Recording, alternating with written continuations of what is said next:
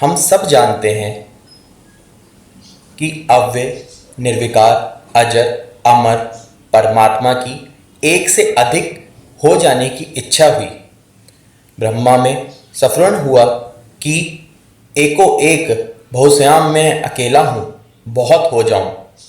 उसकी ये इच्छा ही शक्ति बन गई। इस इच्छा स्फुरना या शक्ति को ही ब्रह्म पत्नी कहते हैं। इस प्रकार ब्रह्मा एक से दो हो गया।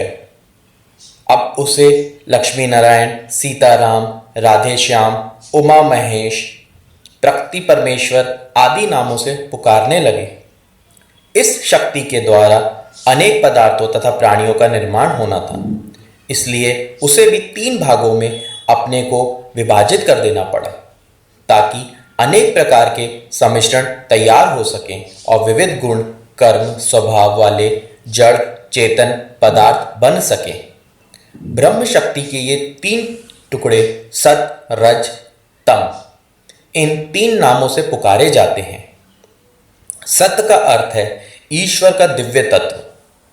तम का अर्थ है निर्जीव पदार्थों में परमाणु का अस्तित्व। रज का अर्थ है जड़ पदार्थों और ईश्वरीय दिव्य तत्वों के सम्मिश्रण से उत्पन्न हुई आनंददायक चैतन्यता।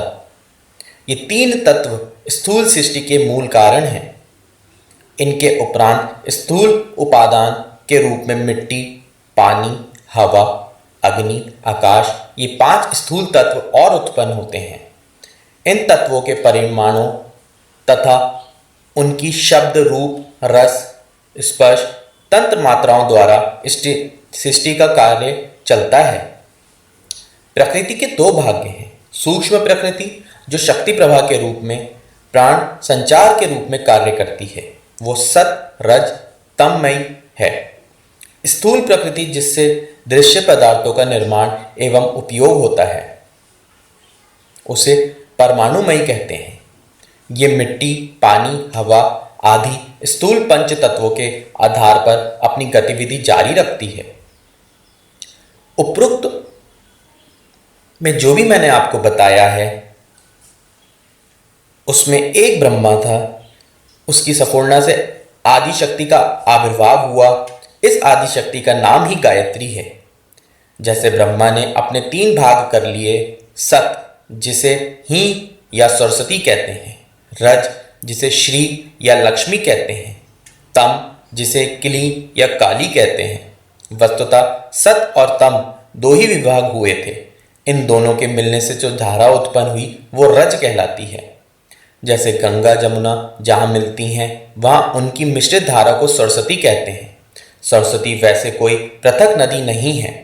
जैसे इन दो नदियों के मिलने से सरस्वती हुई, वैसे ही सत और तम के योग से रज उत्पन्न हुआ और ये श्रद्धा प्रकृति कहलाई। अद्वैतवाद, द्वैतवाद, त्रैतवाद का बहुत बड़ा झगड़ा हमेशा हमने सुना है।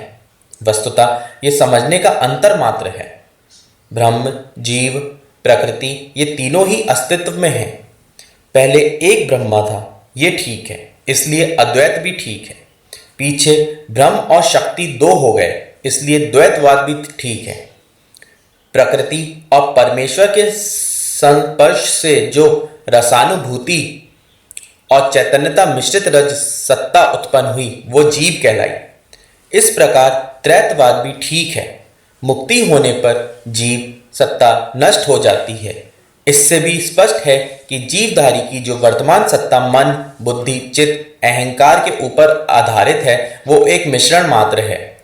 तत्व दर्शन के गंभीर विषय में प्रवेश करके आत्मा के सूक्ष्म विषयों पर प्रकाश डालने का यहाँ अवसर हमें नहीं मिल पाता है।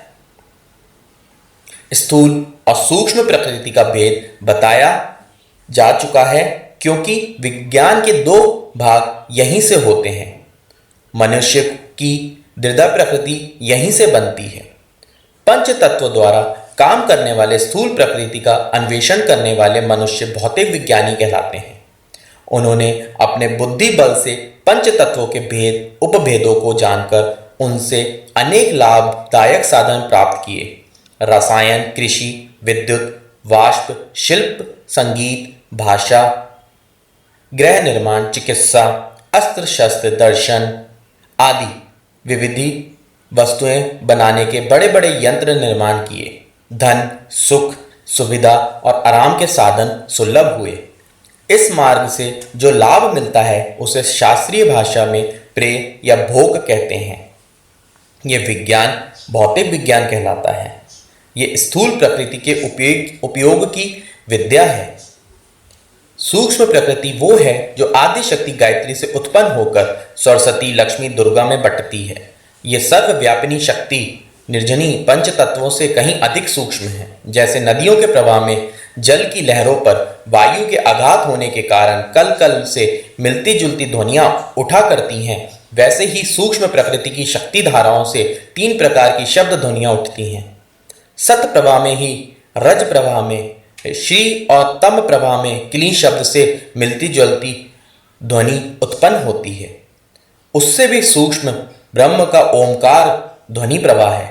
नाद योग की साधना करने वाले ध्यान मग्न होकर इन ध्वनियों को पकड़ते हैं और उनका सहारा पकड़ते हुए सूक्ष्म प्रकृति को भी पार करते हुए ब्रह्म सायुज्य तक जा पहुंचते हैं। ये योग साधना पथ गायत्री माता की कृपा से ही सबको प्राप्त होता है।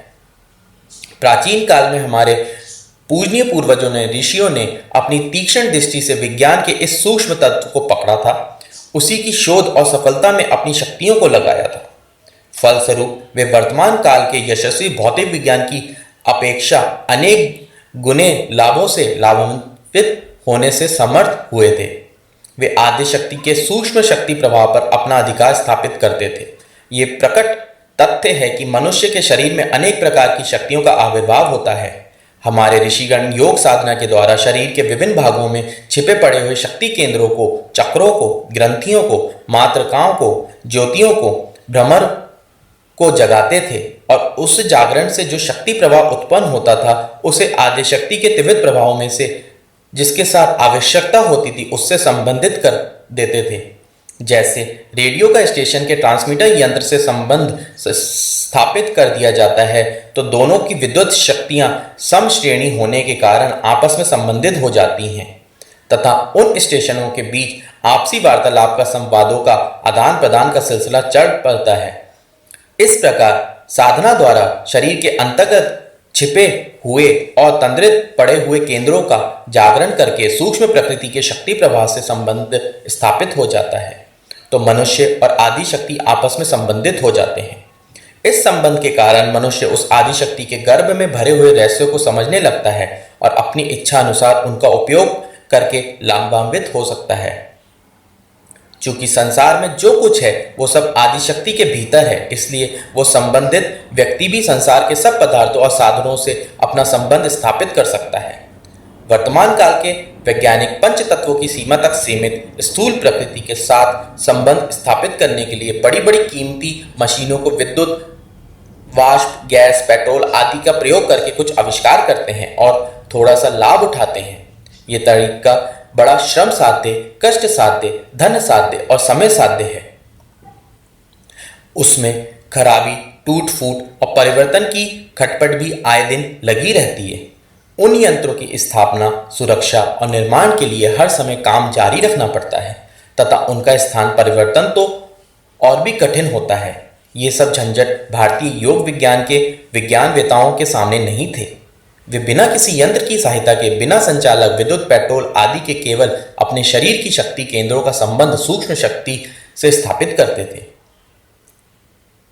महाभारत और लंका युद्ध में जो अस्त्र शस्त्र व्यवहृत हुए थे उनमें से बहुत थोड़ों को धुंधला रूप अभी सामने आया है। रडार, गैस बम, अश्रु बम, रोग कीटाणु बम, परमाणु बम, मृत्यु किरण आदि का धुंधला चित्र अभी तैयार हो पाया है।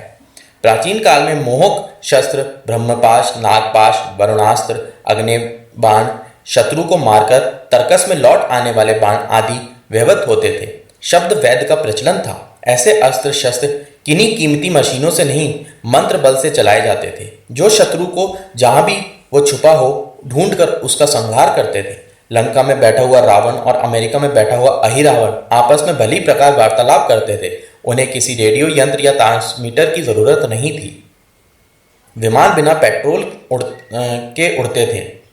अष्ट सिद्धि और नवनिधि का योग शास्त्र में जगह जगह वर्णन है। अग्नि में प्रवेश करना, जल पर चलना, वायु के समान तेज दौड़ना, अदृश्य हो जाना, मनुष्य से पशु पक्षी और पशु पक्षी से मनुष्य का शरीर बदल लेना, शरीर को बहुत छोटा या बड़ा, बहुत हल्का या भारी बना लेना, शाप से अनिष्ट उत्पन्न कर देना, वरदानों से उत्तम लाभों की प्राप्ति, मृत्यु को रोक लेना, भविष्य का ज्ञान, दूसरों के अंतस की पहचान, क्षण भर में यथेद धन, ऋतु, नगर, जीव जंतु, दानव आदि उत्पन्न कर लेना, समस्त ब्रह्मांड की हलचलों से परिचित होना, किसी वस्तु का रूपांतर कर देना, भूख, प्यास, नींद, सर्दी गर्मी पर विजय, आकाश में उड़ना आदि अनेकों आश्चर्य भरे कार्य केवल मंत्र बल से, योग शक्ति से, अध्यात्म विज्ञान से होते थे और उन वैज्ञानिक प्रयोजनों के लिए किसी प्रकार की मशीन, पेट्रोल, बिजली आदि की जरूरत नहीं पड़ती थी। ये कार्य शारीरिक, विद्युत और प्रकृति के सूक्ष्म प्रभाव का संबंध स्थापित कर लेने पर बड़ी आसानी से हो जाते थे। ये भारतीय विज्ञान था जिसका आधार था सिर्फ और सिर्फ साधना। साधना द्वारा केवल तम तत्व से संबंध रखने वाले उपरोक्त प्रकार के भौतिक चमत्कार ही नहीं होते, वरन रज और सत क्षेत्र के लाभ एवं आनंद भी प्रचुर मात्रा में प्राप्त किए जा सकते थे। हानि, शोक, वियोग, आपत्ति, रोग, आक्रमण, विरोध, आघात आदि की विभिन्न परिस्थितियों में पकड़कर जहां साधारण मनोभूमि के लोग मृत्यु तुल्य मानसिक कष्ट पाते हैं, वहां आत्मशक्ति के उपयोग की विद्या जानने वाले व्यक्ति विवेक, ज्ञान, वैराग्य, साहस, आशा और ईश्वर विश्वास के आधार पर इन कठिनाइयों को हंसते हंसते आसानी से काट लेते हैं और बुरी अथवा साधारण परिस्थितियों में भी अपने आनंद को बढ़ाने का मार्ग ढूंढ निकालते हैं। वो जीवन को इतनी मस्ती, प्रफुल्लता और मजेदारी के साथ बिताते हैं जैसे कि बेचारे करोड़पतियों को भी नसीब नहीं हो सकती। जिसका शरीर और मानसिक स्वास्थ्य आत्मबल के कारण ठीक बना हुआ है, उसे बड़े अमीरों से भी अधिक आनंदमय जीवन बिताने का सौभाग्य अनायास ही प्राप्त हो जाता है।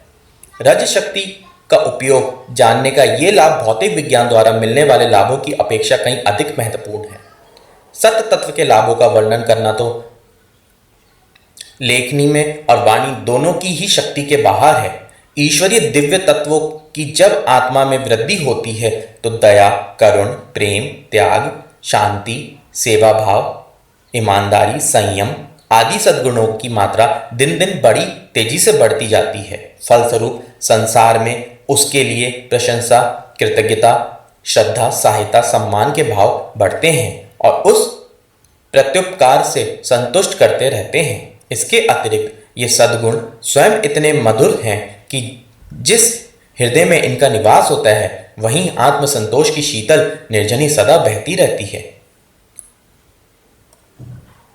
ऐसे लोग चाहे जीवित अवस्था में हों चाहे मृत अवस्था में, उन्हें जीवन मुक्ति, स्वर्ग, परमानंद, ब्रह्मानंद, आत्मदर्शन, प्रभु प्राप्ति, ब्रह्म निवारण, निर्विकल्प समाधि का सुख प्राप्त होता रहता है। यही तो जीवन का लक्ष्य है। इसे पाकर आत्मा परितृप्ति के आनंद सागर में निमग्न हो जाती है।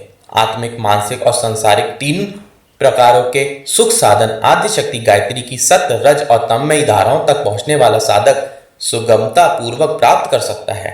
सरस्वती, लक्ष्मी और काली की सिद्धियां पृथक पृथक प्राप्त की जाती हैं। योगी, ब्रह्मवेता, अध्यात्मवादी, तत्वदर्शी भक्त, दार्शनिक, परमार्थी व्यक्ति ही तत्व की सरस्वती की आराधना कर रहे हैं। ये तीनों ही वर्ग गायत्री की आदि शक्ति के एक एक चरण के उपासक हैं। गायत्री को त्रिपदा कहा है। उसके 3 चरण हैं।